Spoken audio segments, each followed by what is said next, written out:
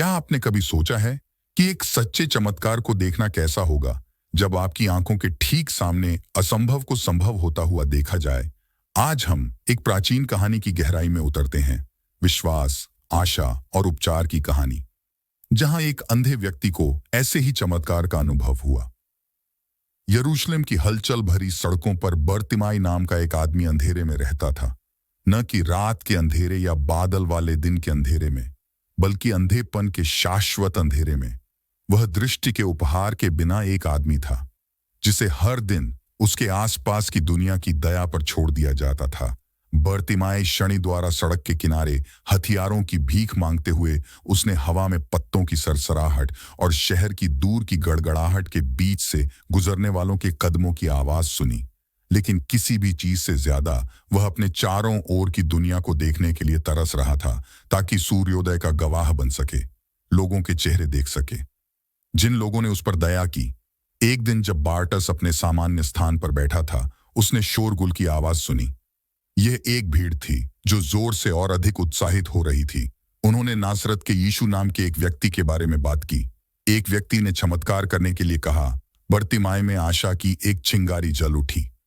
अपने हृदय से उसने अपनी आवाज उठाई, शोर से ऊपर उठकर, यीशु, दाऊद के पुत्र, मुझ पर दया करो।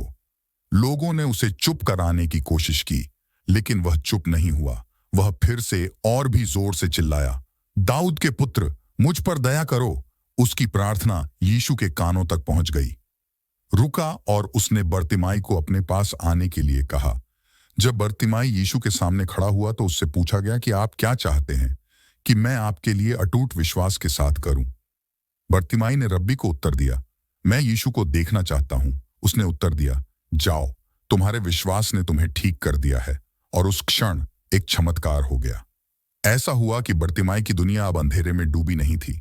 वह देख सकता था कि उस खुशी की कल्पना करें जो बेम के दिल में बाढ़ आ गई। वह विस्मय जिसने उसकी आत्मा को भर दिया। उसने चारों ओर देखा, रंगों में रंगे हुए चेहरे, दुनिया जो उससे छिपी हुई थी। उसकी पहली नजर उसका चेहरा थी। मरहम लगाने वाले का चेहरा दया और शक्ति से भरा हुआ था। उसके आसपास की भीड़ आश्चर्यचकित थी। उन्होंने एक चमत्कार देखा था। एक जन्म से अंधे व्यक्ति को दृष्टि का उपहार दिया गया था। हवा आश्चर्य और विस्मय से गूंज रही थी। चमत्कार की फुसफुसाहट यरूशलेम और बर्तिमाई की सड़कों पर गूंज रही थी। वह उसका पीछा कर रहा था। यीशु का दर्शन उस चमत्कार का प्रमाण है जिसे उन्होंने अनुभव किया था। उनकी कहानी निराशा में डूबे लोगों के लिए आशा की किरण फैलाती है, विश्वास की शक्ति का प्रमाण है। जब हम उपचार की इस प्राचीन कहानी पर विचार करते हैं तो हमें इसके महत्व की याद आती है। चमत्कार यूं ही नहीं होते हैं कहानियों में या इतिहास में।